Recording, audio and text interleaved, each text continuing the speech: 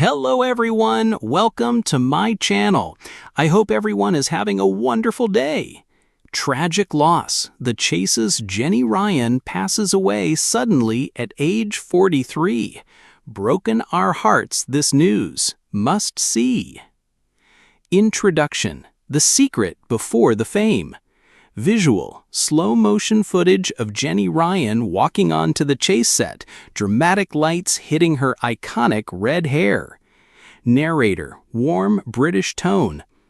We all know her as the Vixen, sharp-witted, razor-smart, with a stare that can stop even the most confident contestant in their tracks. Jenny Ryan is now a pillar of ITV's The Chase, but what if I told you, long before the cameras turned her way, Jenny was already working behind the scenes? In this special story, we'll take you on a journey into Jenny's surprising pre-Vixen life, from quiet backstage beginnings to the moment she stunned producers in a way they never saw coming. This tale is one of ambition, brilliance, and patience. And just when you think it's all neatly told, you'll discover the twist that changes everything you thought you knew about Jenny Ryan. Segment 1. A girl from Bolton with a brain built for buzzers.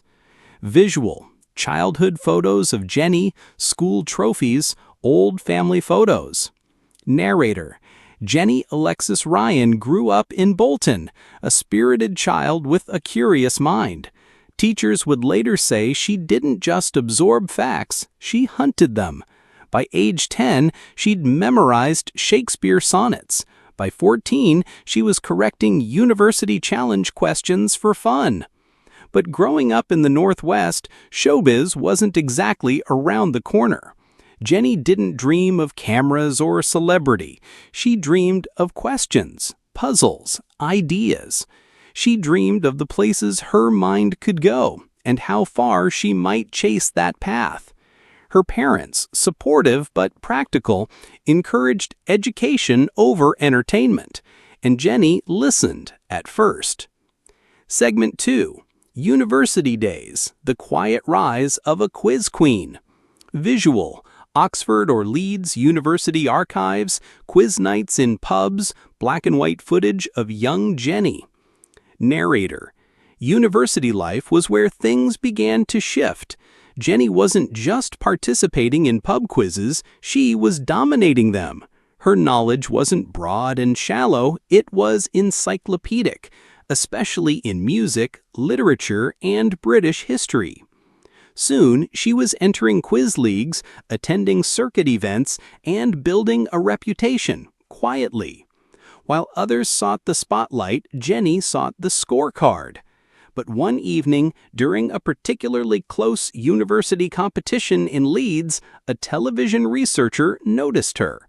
That moment, that glance across the table, would change everything. Cliffhanger. Because that researcher wasn't just anyone. He worked for ITV. Segment 3. From contestant to consultant. The first ITV gig. Visual. Reenactment of Jenny at an ITV office, script in hand, nervous but determined. Narrator. Jenny didn't jump on camera overnight. No, it started with a modest offer. Help research questions. Contribute ideas, maybe even consult on difficulty ratings. She accepted without blinking. After all, it was ITV, a foot in the door. She started quietly on shows like Are You Smarter Than a 10-Year-Old?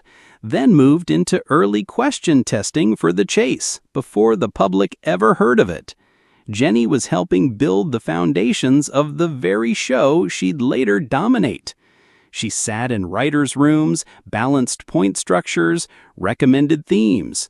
To most producers, she was just another quiz researcher. But to one exec, she was something else entirely. Segment 4. A secret audition, when producers got curious. Visual. A hidden audition room, a monitor screen lighting up and Jenny walking in nervously. Narrator. It was a rainy Thursday when a producer approached her, almost in passing, "You've got quite the brain, Jenny. Ever thought of being in front of the camera?" She laughed it off at first, but later that month she was quietly invited to audition, not as a contestant, but as a potential chaser. No guarantees.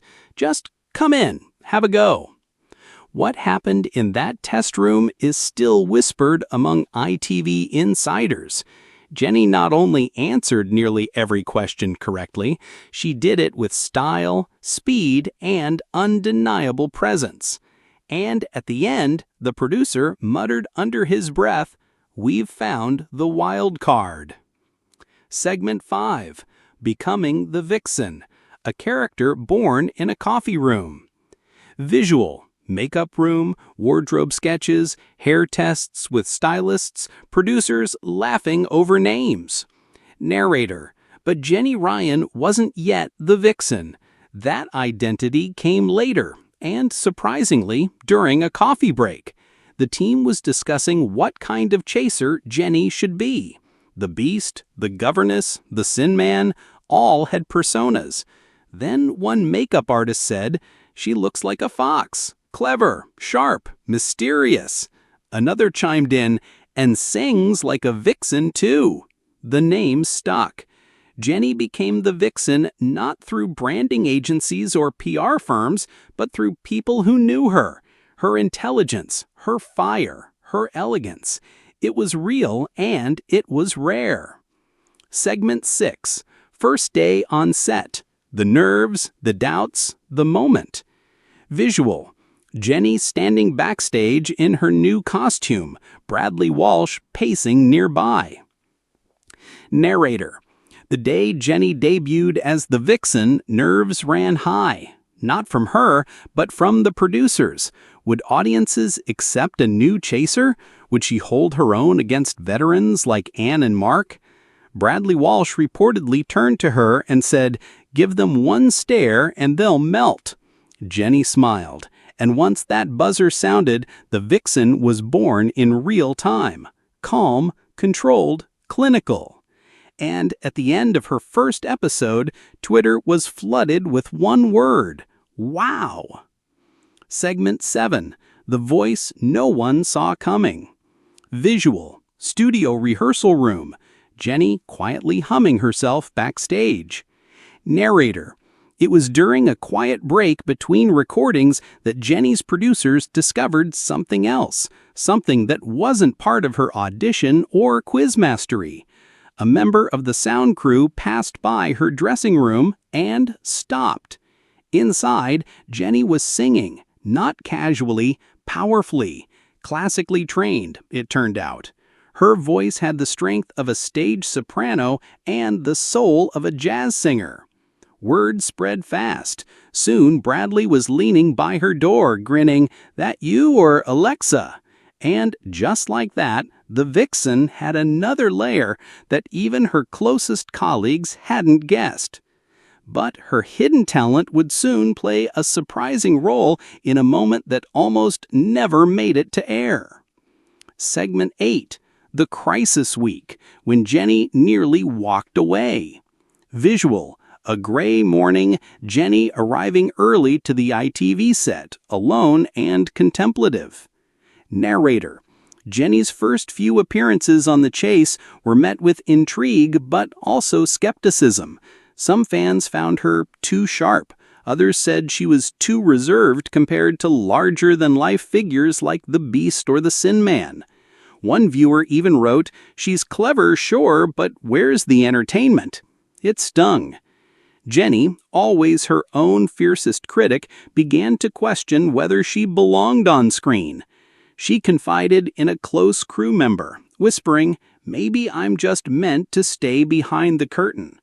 For 3 days, Jenny came close to handing in her badge, but something unexpected stopped her. Segment 9. The viewer letter that changed everything. Visual. A handwritten letter laid gently on a dressing room table. Narrator. On the 4th day of that difficult week, a letter arrived from a woman in Manchester, a retired teacher age 74 who wrote, "Dear Jenny, thank you. You remind me of myself when I was younger, quiet, clever, underestimated. But seeing you up there, it's like seeing all of us." The letter ended with, "Don't leave. You make us proud to be clever." Jenny cried, not the dramatic spotlight tears, just a silent, grateful moment of realization. This wasn't about applause. It was about representation. She stayed. Segment 10. The episode that sealed her legacy. Visual. Clip of the Chase's infamous four-chaser showdown. Narrator. Months later, Jenny would appear in what fans still call one of the greatest chase episodes of all time, a four-chaser celebrity showdown. The stakes were high, tension was thick.